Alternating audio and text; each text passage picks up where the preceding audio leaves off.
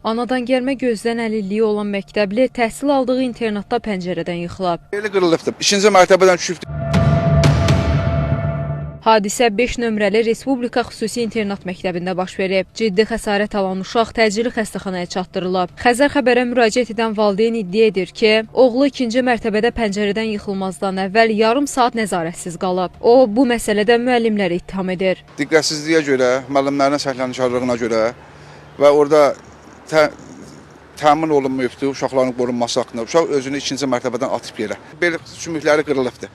Yarım saat tənəffüs vurulur, yarım saatin ərzində bir dənə orada müəllimə orada uşağa demir ki, bala, yoxdur, müəllimə deyilən söhbətə görünmür orada kamerada. Sizə necə xəbər? Xəbər mənə müəllimələr zəng vururlar ki, uşaq yıxılıbdır, gəldim. Valideynin iddiasına görə hadisəyə səbəb uşaqlar arasında narazılıq olub. Müəllim orada gözdən əlil müəllimdir, sözün açığı. Verir şagirdə, şagird qiymət yazır.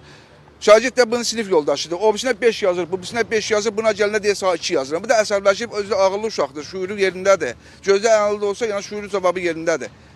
Uşağa götürüb 2 yazırdı. Uşaq da əsəbləşib çıxıb yuxarı mərtəbəyə. Çıxıb yuxarı mərtəbə pəncərə açıqdır.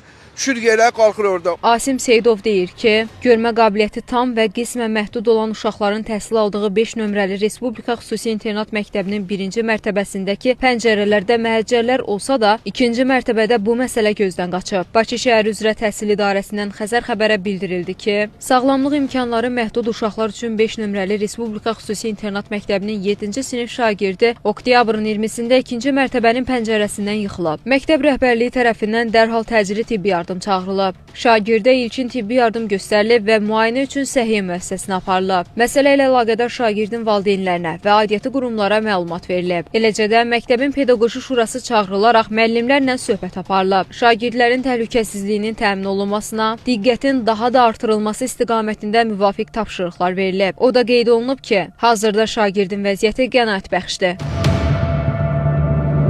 O ki, qaldı məktəbin 2-ci mərtəbəsindəki pəncərələrin məhəccərlərinin olmamasına, Fövqəladə Hallar Nazirliyindən bildirildi ki, təhsil müəssisələrinin bina və qurğularının istismarı zamanı yanğın təhlükəsizliyi qaydaları qanunla tənzimlənir. Belə ki, 2004-cü ildən etibarən təhsil müəssisələrinin binalarında, tikililərində və otaqlarında pəncərələrdə açılmayan dəmir barmaqlıqların quraşdırılması qadağan olunub.